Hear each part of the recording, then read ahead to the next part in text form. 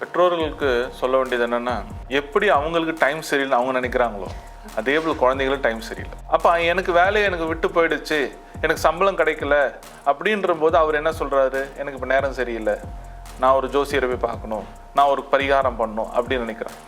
ஆனால் குழந்தைகள்கிட்ட வரும்போது அவங்க எதுவும் நினைக்கிறது கிடையாது, அவங்க எதிர்பார்ப்பு தான் செய்கிறாங்க. பெரியவங்க நினைக்கிறாங்க இன்னைக்கு எனக்கு சந்திராஷ்டமோ, அதனால எதுவும் யார்ட்டையும் வாயை கொடுக்கக்கூடாதுன்னு. ஏன் குழந்தைகள் சந்திராஷ்டம் வராதா? ஒரு குழந்தை இந்த உலகத்தில் பிறந்துருச்சுனாவே அது இறக்குற வரைக்கும் தன் கர்ம வினைகள் அனுபவிச்சு தான் தீரணும். அது 2 வயசானாலும் சரி, 25 வயசானாலும் சரி. பேரண்ட்ஸும் தன் குழந்தைங்களோட வயசுக்கு ஏற்ற மாதிரி தான் இருக்கும். 60 வயசு உங்க அப்பா 30 வயசுல இருக்கிற பையன் இன்னைக்கு திட்டின்னு இருக்கார். 15 நாள் எந்த ஃபுட்டும் வெல்லம் கிடையாது. எக்ஸாம் எழுத போற குழந்தைங்களுக்கு தான் பெற்றோர்களுக்கு வயிறு சரியில்லாம போயிடுவோம். ஏற்கனவே பயம் இருக்கும், ஜுரம் வந்துருச்சுன்னா அவ்வளவுதான், படிக்கவே முடியாது. அப்ப அதுக்கு என்ன பண்ணணும்னா, எந்த ஒரு விஷயத்தையும் ஆரம்பிக்கும் போது விநாயகர் கூப்பிடணும். ஒரு விஷயம் மங்களமா முடிக்கிறத ஆஞ்சநேயர் முடிக்கணும். ஆன்மீக உலா சேனலை பாருங்க, மறக்காம லைக் பண்ணுங்க, ஷேர் பண்ணுங்க, சப்ஸ்கிரைப் பண்ணுங்க.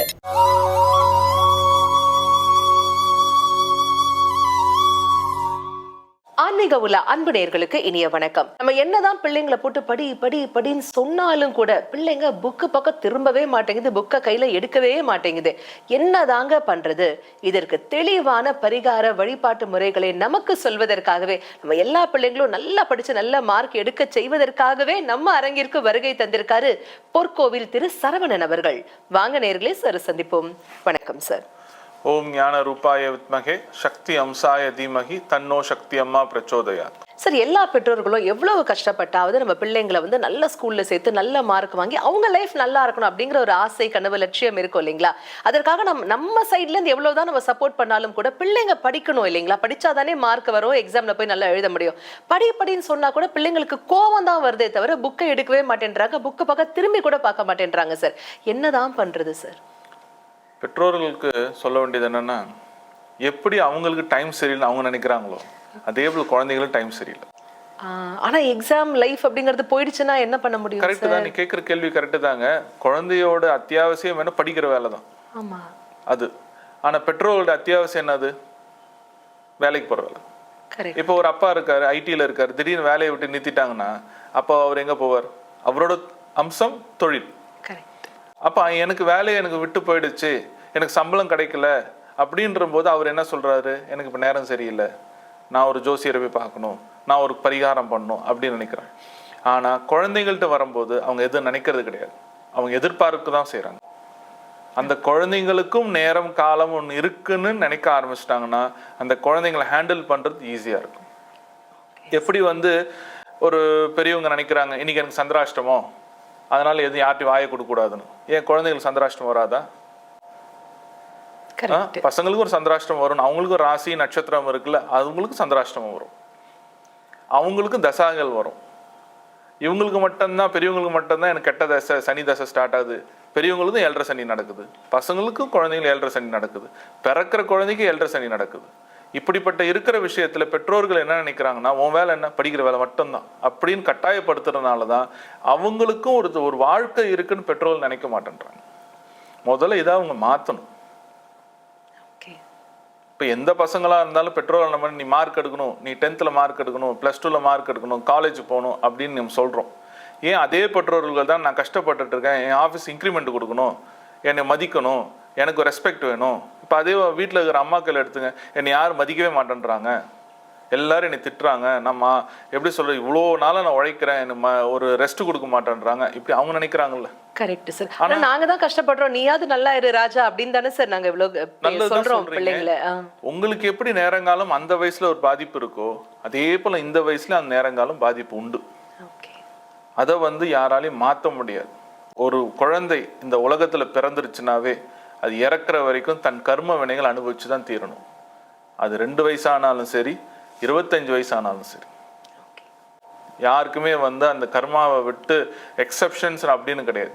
அப்பேற்பட்ட மார்கண்டேயனே 10 வயசு தான். அந்த மார்கண்டேயனை யமராஜா பிடிக்கும் போது அந்த சிவன் மேல இருக்கிற பக்தினாலவே கட்டி பிடிச்சிக்கிட்டாப்ல, தெரிஞ்சது அவ்வளவுதான். ஆனா இதே கண்ணப்பனார், அவரோட வயசு 20, அவருக்கு தெரிஞ்சு தன்னோட காலை எடுத்து லிங்கத்து மேல காலை வச்சு. 2 பேருமே கர்ம வினைகள் தான். ஆனா சிவனை எப்படி அப்ரோச் பண்ணதுதான் அது. அதே போலதான் பேரண்ட்ஸும் தன் குழந்தைங்களோட வயசுக்கு ஏற்ற மாதிரி தான் இருக்கும். 60 வயசு உங்க அப்பா 30 வயசுல இருக்கிற பையன் இன்னைக்கு திட்டின்னு இருக்கார். அவருக்கு குழந்தை தானே அவன். அதே போலதான் இன்னைக்கு படிக்கிற பசங்களும் குழந்தைகள் தான். அதனால அந்த குழந்தைங்களை வந்து ரொம்ப எக்ஸ்ட்ரீமா எந்த பெற்றோர்களும் அவங்கள வந்து குறை சொல்லாம ஜஸ்ட் ஒரு ஹக்கிங் தான். எப்போ? எக்ஸாம் டைம்ல. எக்ஸாம்ல படிக்கும்போது போயிட்டு வரியா, ஒரே ஒரு விஷயம், இப்ப நம்ம சொல்ற சுவாமி பேர் ஆதி அந்த பிரபு. ஆதி அந்த பிரபு. இவர் எப்படின்னா விநாயகரும் ஆஞ்சநேயரும் சேர்ந்த ஒரு கலவை. எப்படி அர்த்தநாதீஸ்வரர் மாதிரி இவங்க 2 பேர் சேர்ந்ததுதான். பாதி ஆஞ்சநேயர் பாதி விநாயகர், இது 2 சேர்ந்ததுதான் ஆதி அந்த பிரபு. அப்ப இது என்ன அர்த்தம் அப்படின்னா, ஆதி என்றது வந்து விநாயகர், அந்த பிரபுன்றது வந்து ஆஞ்சநேயர். இவங்க 2 பேருக்குள்ள ஒரு பெரிய விசேஷம் என்னன்னா, எந்த ஒரு விஷயத்தையும் ஆரம்பிக்கும் போது விநாயகர் கூப்பிடணும், ஒரு விஷயம் மங்களமா முடிக்கிறத ஆஞ்சநேயர் முடிக்கணும். அதனால இந்த ஆதி அந்த பிரபு. இந்த இதை வந்து நீட் எக்ஸாம் எழுதுறவங்களா இருந்தாலும் சரி, காம்படிட்டிவ் எக்ஸாம் எழுதுறவங்களாலும் சரி, என்ட்ரன்ஸ் எக்ஸாம், ஸ்கூல் எக்ஸாம், எந்த எக்ஸாம் எழுதினாலும் சரி, இவருடைய போட்டோவோ, ஏன்னா பொதுவாக நீட்ல வந்து எந்த இது அலோவ் பண்ண மாட்டாங்க. அதுக்காக என்ன பண்ணோம்னா, அந்த எக்ஸாம் ஸ்டார்ட் பண்றதுக்கு முன்னாடி அவரோட பேரை ஓம் ஸ்ரீ ஆதி அந்த பிரபுவே நமோ நமக, ஓம் ஸ்ரீ ஆதி அந்த பிரபுவே நமோ நமக, ஓம் ஸ்ரீ ஆதி அந்த பிரபுவே நமோ நமக, இந்த மாதிரி ஒரு 3 வாட்டியோ இல்லை 9 டைம்ஸ் அவங்களால மனசுக்கு பிடிச்ச மாதிரி சொல்லிட்டு அப்புறம் ஸ்டார்ட் பண்ண சொல்லுங்க, கிளியர் ஆயிடும். Super sir. இதுதான் நம்ம உங்களுக்கு பசங்களுக்கு கொடுக்க வேண்டிய ஒரு ரெமெடி. இந்த இதை வந்து போட்டோவா இருந்தா எங்கெங்கெல்லாம் வந்து போட்டோ அலோவ் பண்றாங்களோ எக்ஸாம்ஸ் ஹால்ல, அப்ப கையில எடுத்துட்டு போக சொல்லுங்க. இல்லையா அவரோட திருநாமத்தை மனசார சொல்லிட்டு ஸ்டார்ட் பண்ண சொல்லுங்க.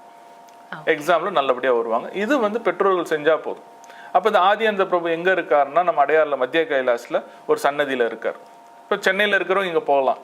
சென்னையில் இல்லாதவங்க வந்து இந்த போட்டோவை நெட்லேயும் டவுன்லோட் பண்ணி பிரிண்ட் அவுட் எடுத்து வீட்டில் வச்சுக்கலாம். அந்த குழந்தைங்க படிக்கிற டேபிளில் வைக்கலாம். இந்த நேரத்தில் நம்ம எதுவுமே அவங்கள சொல்லக்கூடாது.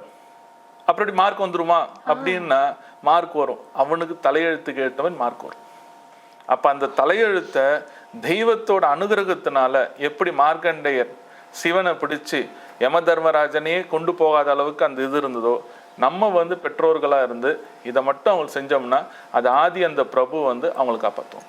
Super sir. அதே மாதிரி சுவர் இருந்தால் தான் சித்திரம் வரைய முடியும் இல்லைங்களா? இப்போ எக்ஸாம் எழுதணும்னா குழந்தை வந்து ஆரோக்கியமா இருக்கணும். இப்போ எங்க பார்த்தாலும் எந்த குழந்தைய கேட்டாலும் கோல்டு இருக்கு, ஃபீவர் வந்து அதிக அளவில் இருக்கு இல்லைங்களா? டெங்கு இருக்கு, எல்லா கைண்ட் ஆஃப் ஃபீவர்ஸும் அதிகமா இருக்கு. இந்த நேரத்தில் நம்ம வந்து சில மெஷர்ஸ் நம்ம வீட்டில் வந்து மெடிக்கல் ரீதியான மெஷர்ஸ் எடுக்கிறோம், தண்ணி காய்ச்சி குடிக்கிறோம், வெளில சாப்பிடாம இருக்கோம், அதெல்லாம் பண்றோம் சார். இருந்தாலும் ஒரு ஆன்மீக ரீதியாக நீங்க வந்து ஏதாவது ஒரு ப்ரிகாஷனரி மெஷர் குழந்தைங்களுக்கு கொடுப்பீங்களா?